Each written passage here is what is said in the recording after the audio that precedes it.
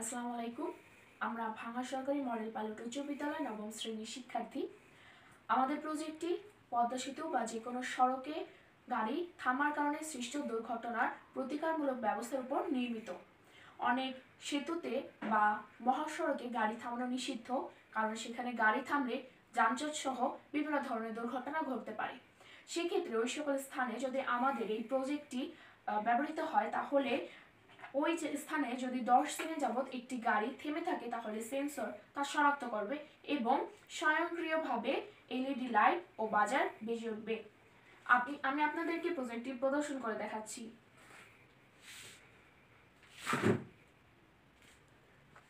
এখানে গাড়িটি 10 সেকেন্ড যাবত দাঁড়িয়ে থাকবে।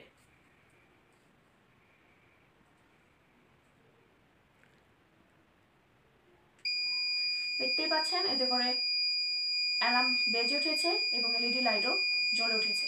যদি গাড়িটি চলে যায়, তাহলে এটি আবার বন্ধ হয়ে যাবে এবং এখানে এসে গাড়িটা আবার থেমে গেছে।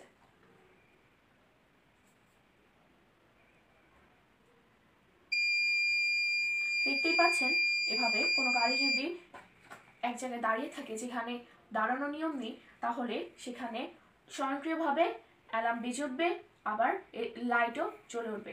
ধন্যবাদ সবাইকে।